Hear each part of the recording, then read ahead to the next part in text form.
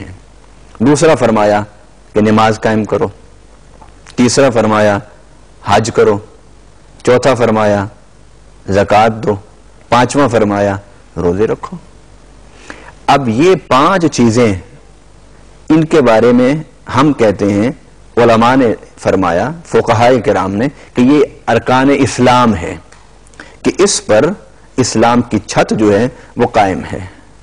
یہ اسلام کے رکن ہیں، اسلام کے ستون ہیں، اسلام کی بنیاد ہیں کہ جس پر اسلام قائم ہے. جو پہلا رکن ہے وہ اقرار باللسان، کہ آپ زبان سے اقرار کریں کہ میں اللہ کو مانتا ہوں اور رسول اللہ صلی اللہ علیہ وسلم کو اللہ کا رسول مانتا ہوں. یہ اقرار. پھر اقرار کے بعد یعنی اسلام میں اقرار بھی ہے، ارکان اسلام میں یہ ایک نقطہ ہے، ارکان اسلام میں اقرار یعنی زبان سے کلمہ پڑھنا بھی ہے اور عمل بھی ہے، اور ان 5 میں سے ایک اس کا تعلق پڑھنے سے ہے اور باقی جو 4 ہیں ان کا تعلق کرنے سے ہے. نماز آپ نے پڑھنی ہے، یہ آپ کے جسم کی عبادت ہے. زکوٰۃ آپ نے دینی ہے، یہ آپ کی مالی عبادت ہے. حج آپ نے کرنا ہے، اس میں مالی عبادت بھی ہے، جسمانی عبادت بھی ہے. روزہ آپ نے رکھنا ہے، یہ آپ کی جسمانی عبادتیں ہیں. گویا زبان سے جو کچھ آپ نے کہا وہ اسلام کا رکن اعظم قرار پایا. اگر آپ اس رکن اعظم پر ہی عمل نہیں کرتے، لا الہ الا اللہ محمد رسول اللہ ہی نہیں پڑھتے، تو اس کے بعد جو باقی 4 رکن ہیں وہ آپ پر لازم نہیں ہیں. وہ تب ہی آپ پر لازم ہوں گے جب آپ پہلے کو اپنے زبان سے اس کا اظہار کریں گے. جی بالکل. پہلی بات وہی ہوئی کہ پہلے تو کلمہ شہادت جو ہے اس کو پڑھنا ہے، اور اس کے بعد ظاہر ہے باقی ساری چیزیں اس کے بعد لاگو ہوگی. جب آپ کلمہ شہادت پڑھ لیں گے تو نماز اس کے بعد آپ پہ فرض ہو جائے گی. اب دوسرا رکن ہمارا بڑا اہم نماز، اس کا ذکر قرآن کریم میں بھی آیا. حضور کریم صلی اللہ علیہ وسلم نے بھی اس کے لیے تصدیق بھی کی اور اس کے لیے کہا بھی کہ آپ کو پڑھنی ہے. نماز کتنی ضروری ہے ہماری زندگیوں میں کلمہ شہادت پڑھنے کے بعد، اس بارے میں آپ ہمیں بتائیے گا. کلمہ شہادت پڑھنے کے بعد نماز کی اسلامی سوسائٹی میں بڑی اہمیت ہے. اس کے کئی پہلو ہیں. ایک پہلو تو یہ ہے کہ اس نماز میں وہ عبادت ہے جو عبادت اللہ کو سب سے زیادہ پسند ہے.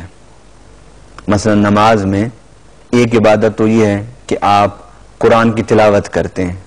ایک عبادت یہ ہے کہ آپ جب نماز شروع کرتے ہیں تو سب سے پہلے اللہ اکبر کہتے ہیں کہ اس کائنات میں سب سے بڑی شخصیت، سب سے بڑی ذات، سب سے بڑی ہستی اللہ کی ہے. ایک تو آپ کی زبان اس میں عبادت کر رہی ہوتی ہے.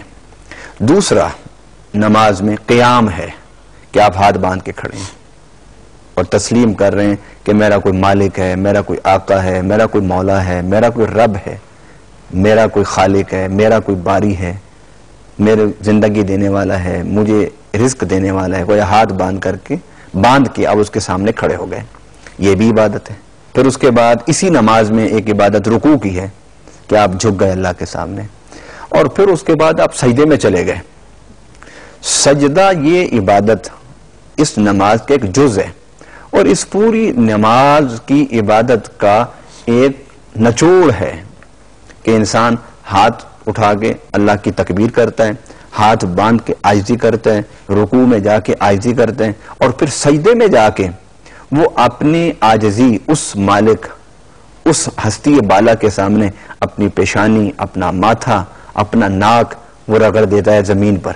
اور یہ کمال عاجزی کی علامت ہے. اس سے بڑھ کے انسان عاجزی نہیں کر سکتا. گویا وہ اس ہستی کامل کے سامنے اپنی کمال عبادت کا اظہار سجدے کے ذریعے سے کرتا ہے.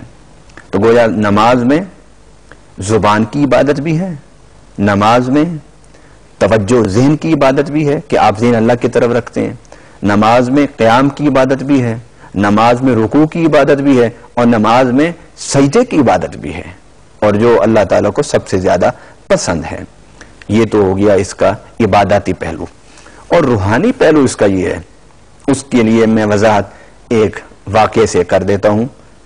سیدنا امام حسن رضی اللہ تعالی عنہ مسجد نبی میں نماز کے لیے کھڑے ہوئے، نماز پڑھتے رہے. نماز پڑھ کے جب آپ فارغ ہوئے تو مسجد کا ایک کونا جلا ہوا تھا. آپ نے سلام پھیرا اور پوچھا کہ بھئی یہ کیا ہوا؟ جب میں نے نماز شروع کی تھی مسجد میں کوئی واقعہ نہیں تھا، یہ کوئی آگ کوئی جلنے کی بات نہیں تھی، تو میں نے نماز ختم کی تو یہ واقعہ. انہوں نے کہا کیا آپ مسجد نبوی میں تھے؟ تو آپ نے فرمایا ہاں میں مسجد نبوی میں تھا. کہاں تھے؟ انہوں نے کہا کہ فلاں جگہ میں نماز پڑھ رہا تھا. انہوں نے کہا جناب آپ کو خبر ہی نہیں ہوئی مسجد نبوی میں آگ لگ گئی، لوگوں نے اس کو مطلب بجھانے کے لیے کوششیں کی، لوگوں نے اس کو بجھانے کے لیے محنت کی، لوگوں نے اس کو بجھانے کے لیے پانی ڈالے. تو آپ فرما رہے ہیں کہ آپ مسجد نبوی میں تھے اور آپ کو خبر نہیں، پورا مدینہ اکٹھا ہو گیا، پورے مدینے میں اس کی خبر پھیل گئی، آپ کو نہیں پتا. تو سیدنا امام حسن رضی اللہ تعالی عنہ نے بڑے ہی پیارے انداز میں آپ نے فرمایا لوگو تمہیں خبر تھی کہ میں مسجد نبوی میں ہوں؟ ان کا جناب ہمیں نہیں پتا تھی کہ آپ مسجد نبوی میں ہیں.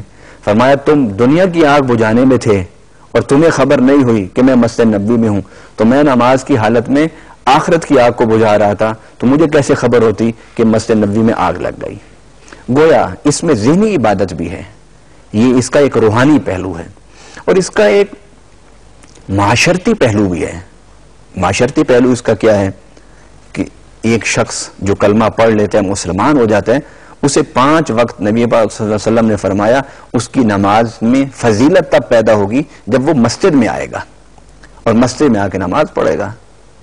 اور مختلف احادیث سے یہ بات ثابت ہے کہ نبی پاک صلی اللہ علیہ وسلم نے فرمایا کہ تم مسجد میں آیا کرو اور ایک دوسرے کی خیریت پوچھا کرو، اور اگر تم میں سے کوئی نماز کا پابند شخص اگر کسی مسجد میں نماز میں نہ ہو تو نماز پڑھ کے اس کی فکر کیا کرو کہ وہ آج مسجد میں کیوں نہیں آیا.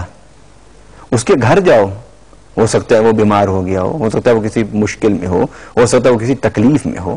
تو گویا نماز کی یہ ایک معاشرتی پہلو ہے کہ نماز مسلم سوسائٹی کو ایک مضبوط رشتے میں جوڑتا ہے. نماز یقیناً بڑا اہم رکن ہے، لیکن باقی ارکان بھی ہیں جن میں حج ہے، جن میں زکوٰۃ ہے، جن میں روزہ ہے.